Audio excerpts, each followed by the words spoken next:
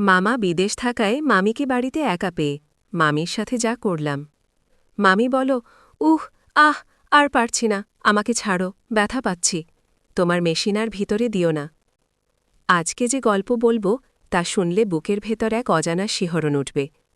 কারণ এটা কেবল গল্প নয়, এটা ভালোবাসা, অভিমান আর নিষিদ্ধ তৃষ্ণার ছায়ায় জেগে ওঠা এক অসাধারণ সম্পর্ক, যা দিনের আলোয় লুকিয়ে থাকে আর রাতের অন্ধকারে শরীরের গন্ধে ভেসে ওঠে। যদি সাহসী হও, মন খুলে শোনো। আমার নাম রায়ান, বয়স ২১। বাবা মা দুজনেই মারা গেছেন যখন আমি খুব ছোট। আমি মামার বাড়িতেই মানুষ হই।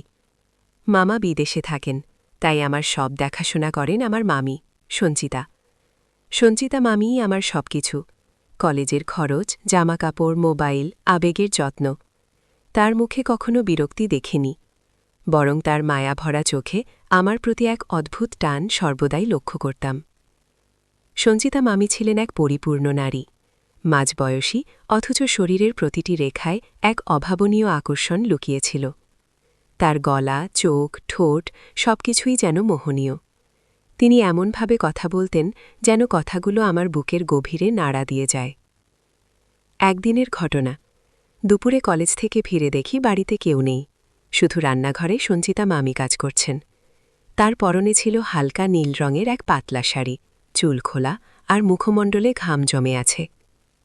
জানালার ফাঁক দিয়ে পড়া হালকা আলো তার গায়ে পড়ে এক মোহময় আবরণ তৈরি করেছিল। আমি নিঃশব্দে দরজার পাশে দাঁড়িয়ে তাকে দেখছিলাম। তার শরীরে জমে থাকা ঘাম, স্নিগ্ধ গন্ধ আমার বুকের ভেতর কেমন যেন গড়ে উঠল। মামি হঠাৎ ঘুরে তাকালেন। কবে এলে রায়ান? এই তো একটু আগে মামি, আমি বললাম। খাওয়া হবে? আপনি খেয়েছেন? মামি মাথা নাড়লেন। না। আমি এগিয়ে গিয়ে বললাম, আপনাকে ক্লান্ত লাগছে, একটু বসেন না। মামি আমার দিকে তাকিয়ে একটু ভিন্ন ভঙ্গিতে হাসলেন। এত কিছু বুঝছিস রায়ান? এখন তুই ছোট নেই, তুই অনেক বড় হয়েছিস। আমি চমকে গেলাম, তার কণ্ঠে একটা অস্বাভাবিক কোমলতা ছিল। আমি চুপ করে পাশে বসলাম। হঠাৎ মামি আমার কাঁধে হাত রাখলেন। আমি জানি তোর অনেক অভাব, বাবা মা নেই, কিন্তু আমি তোর সব কিছুতেই আছি রায়ান, শুধু একবার বলতে পারতিস? আমি মামির চোখের দিকে তাকালাম। আপনি আমার সব মামি, আপনি ছাড়া আমি কিছুই না। হঠাৎ মামি আমার গাল ছুঁয়ে দিলেন। সেই ছোঁয়া যেন বিদ্যুৎ স্পর্শ। মামির হাত ঠান্ডা ছিল, কিন্তু তার স্পর্শে আমার শরীরের ভেতর আগুন জ্বলে উঠল। আমি নড়তে পারলাম না। মামি কানে কানে ফিসফিস করে বললেন, ভয় পাস না, আমি তোর মামি ঠিকই, কিন্তু আমি একজন নারীও রায়ান। আমারও তো একটা মন আছে, আকাঙ্ক্ষা আছে। তুই কি সেটা বুঝিস না? আমি ধীরে ধীরে বললাম, আমি সব বুঝি মামি। আমি কখনো সাহস পাইনি বলার, কিন্তু আমার চোখই সব বলে দিয়েছে। আমি যতবার আপনাকে দেখেছি, আমার মনে হয়েছে আমি কিছু একটা অনুভব করছি, যা বলা যায় না। মামি আমার খুব কাছাকাছি এলেন। তার শাড়ির সূক্ষ্ম গন্ধ আমার নাকে ভর করল। রায়ান, শোন, ভালোবাসা হয় শরীর ছুঁয়ে মনের গভীরে ঢুকে। আজ আমি তোর সামনে দাঁড়িয়ে আছি। তুই যদি চাস, আমি তোর একান্ত আপন হতে পারি। আমি নিশ্চল হয়ে রইলাম, কথা ফুটল না। মামি আমার আরও কাছে এলেন, আমার ঠোঁটের একপাশে হালকা করে একটি চুমু খেলেন। এটা বুঝিস? এটা শুধু আদর নয়, এটা আহ্বান। সেটা আজ রাতের বাতাসেই টের পাবি। সেই দিন রাতে আমি জানালার পাশে বসেছিলাম। হাওয়ার সঙ্গে মিশে যাচ্ছিল সঞ্চিতা মামির ঠোঁটের সেই ছোঁয়ার স্মৃতি। চোখ বন্ধ করতেই মনে হচ্ছিল ওর ঠোঁট আবারও আমার ঠোঁটে নামছে। আমি বুঝতে পারছিলাম এটা কোনো সাধারণ শুরুর গল্প নয়, এটা ছিল হারিয়ে যাওয়া আর পাওয়ার মধ্যে এক উত্তপ্ত, নিষিদ্ধ ভালোবাসার সূচনা, যার শেষ কেউ জানত না। রাত তখন প্রায় 12টা। আমি ফোন নিয়ে বিছানায় শুয়েছিলাম। হঠাৎ স্ক্রিন জ্বলে উঠল। একটি মেসেজ। সঞ্চিতা মামি লিখেছেন, ঘুমাচ্ছিস? আমি থমকে গেলাম। লিখলাম, না। আপনি বলুন। কিছুক্ষণ চুপ থেকে তিনি আবার লিখলেন, আজ রাতে জানালার পাশে দাঁড়িয়ে আকাশ দেখছিলাম। হঠাৎ মনে হলো এই আকাশের নিচে কেউ একজন আমার খুব দরকার, যে আমার পাশে বসে থাকবে আর আমি তার কাঁধে মাথা রাখব। আমি লিখলাম, আমি তো আছি মামি, আমি তো পাশে থাকি। ওপার থেকে জবাব এলো, পাশে থাকা আর একান্ত থাকা এক নয় রায়ান। আপনি কি বলতে চাইছেন মামি? আজ তুমি দরজার বাইরে এসে দাঁড়াও, আমি বুঝে যাব তুমি আমায় বুঝেছ। আমার হৃদস্পন্দন বন্ধ হওয়ার উপক্রম হল। কিছুক্ষণ চোখ বন্ধ করে শুয়ে রইলাম। মনে হচ্ছিল বুকের ভেতর থেকে কেউ আমাকে টানছে। শেষমেশ উঠে পড়লাম। আস্তে করে দরজা খুলে বারান্দায় এলাম। সামনের ঘর থেকে হালকা আলো বেরোচ্ছিল। পায়ের আওয়াজ চেপে ধীরে ধীরে দরজার সামনে গিয়ে দাঁড়ালাম। হঠাৎ দরজা খুলে গেল। সঞ্চিতা মামি সামনেই দাঁড়িয়ে, তার মুখে এক অদ্ভুত শান্তি আর চোখে অদম্য তৃষ্ণা। পরনে পাতলা গোলাপি রঙের নাইটি, চুল এলোমেলোভাবে খোলা। আমি কিছু বলার আগেই তিনি আমার হাত ধরে টেনে ঘরের ভেতর নিয়ে গেলেন। আজ আর কথা না রায়ান, তিনি বললেন। তার কণ্ঠ কাঁপছিল। আজ শুধু আদর হবে। আপনি এতদিন এসব লুকিয়েছিলেন? আমি জিজ্ঞেস করলাম। নিজের তৃষ্ণা নিজের ভেতরেই রেখেছিলাম। তিনি বললেন, আমার দিকে তাকিয়ে, আজ তোমার চোখে সেই তৃষ্ণাই দেখতে পেলাম। মামি আমার গালে হাত রাখলেন। আমি চোখ বন্ধ করলাম। পরক্ষণেই আমার ঠোঁটে এক গভীর উষ্ণ স্পর্শ। আমি আর নিজেকে সামলাতে পারলাম না, তাকে জড়িয়ে ধরে ফেললাম। তার শরীরটা একেবারে নরম, গরম, কাঁপছিল। আপনি যদি থামাতে চান, আমি ফিসফিস করে বললাম।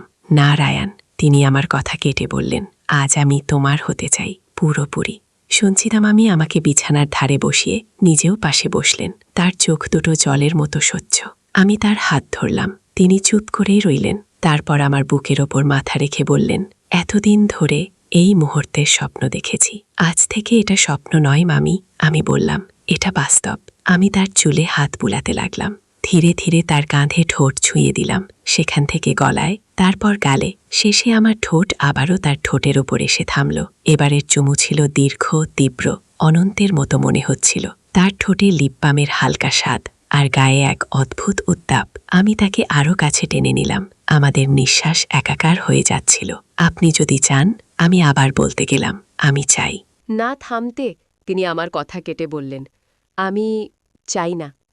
সেই রাতে কোনো কথা হয়নি। ছিল শুধু দুটি শরীরের নীরব ভাষা, হৃদয়ের ধুকধুকানি আর আকাঙ্ক্ষার তীব্র উত্তাপ। আমরা একে অপরের মধ্যে হারিয়ে গিয়েছিলাম। সকালে ঘুম ভেঙে দেখি পাশে সঞ্চিতা মামি নেই। তিনি জানালার পাশে দাঁড়িয়ে বাইরে তাকিয়ে আছেন। তার গায়ে এখনও রাতের আলোর ছোঁয়া লেগে আছে। আমি আস্তে করে পাশে গিয়ে দাঁড়ালাম। ঘুম আসেনি? ঘুম আসলেও মন তো শান্ত ছিল না রায়ান, তিনি বললেন। আমি দেখলাম তার চোখে জল। কাঁদছ? হ্যাঁ, তিনি আমার দিকে তাকালেন। কারণ আমি তোর মামি, আমি তোর মা হতে পারতাম, অথচ আমি এখন এক নারী যার শরীর তুই ছুঁয়েছিস। আমি চুপ করে দাঁড়িয়ে রইলাম। কিছু বলার ছিল না।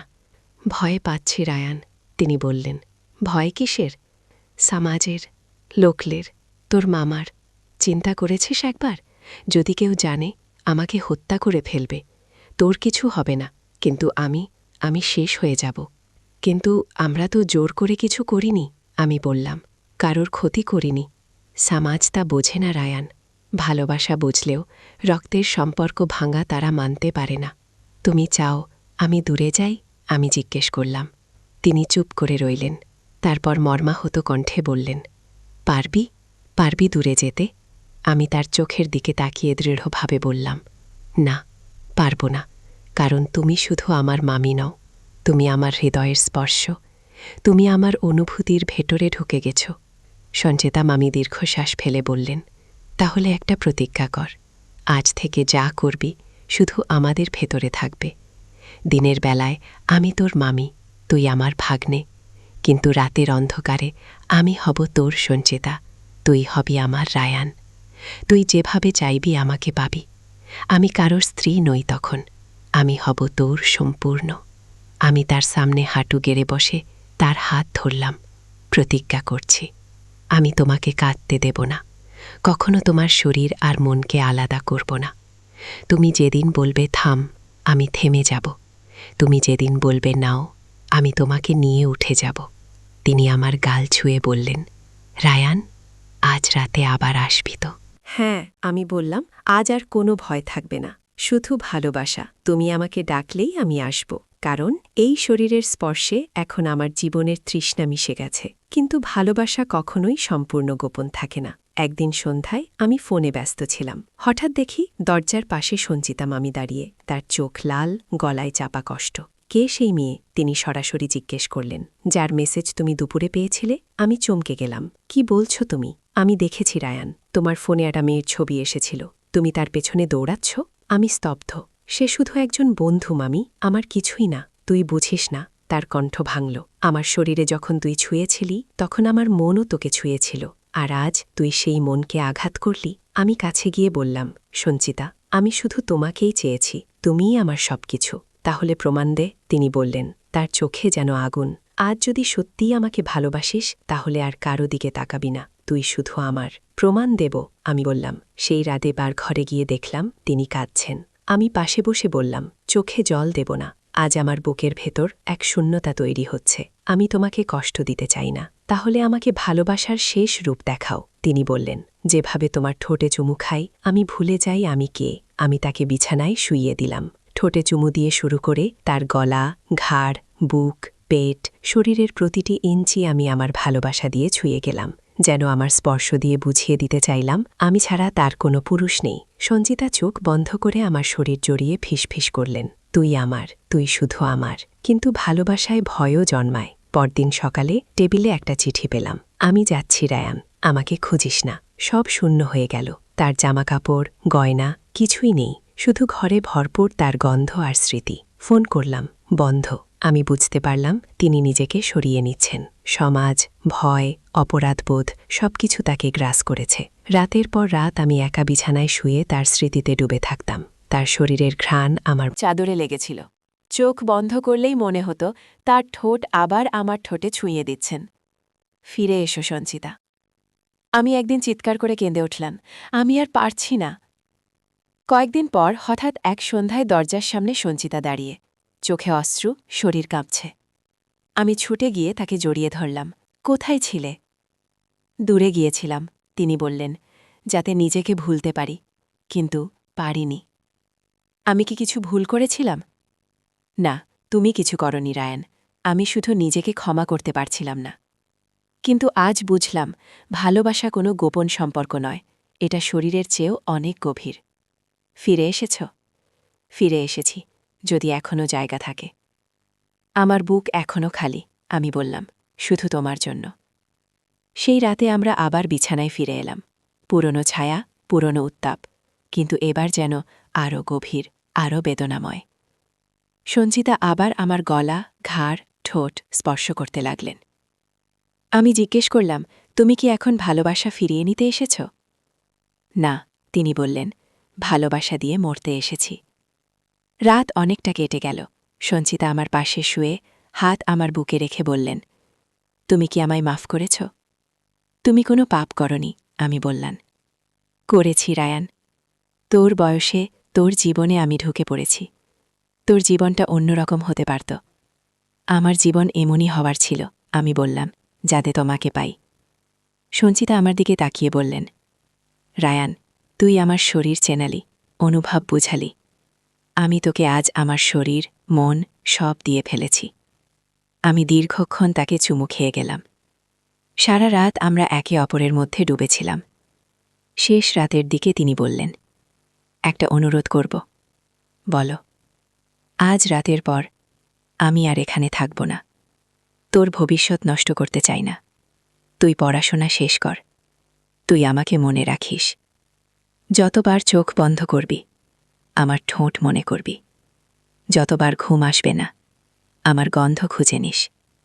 আমি কিছু বলতে পারলাম না শুধু তাকে জড়িয়ে ধরে চুমু খেতে লাগলাম বারবার সকালে ঘুম ভাঙতেই দেখি পাশে কেউ নেই টেবিলে আবারও একটি চিঠি রায়ান তুই আমার জীবনের একমাত্র পুরুষ তুই আমার রাতের ঘ্রাণ তুই আমার ঠোঁটের শেষ চুমু এখন আমি যাচ্ছি ভালো থাকিস সঞ্চিতা আজ আমি জানালার পাশে দাঁড়িয়ে আছি বাতাসে এখনও তার গন্ধ ভেসে আসে বলে মনে হয় বিছানার চাদর নাড়লেই মনে পড়ে তার ঠোঁট আমার গায়ে লেগেছিল আমি জানি তিনি আর কখনো ফিরে আসবেন না কিন্তু আমার হৃদয়ে তিনি চিরকাল সেই নারী যাকে আমি কখনো মামি বলিনি কখনো প্রেমিকা বলিনি শুধু বলেছি তুমি আমার ভালোবাসা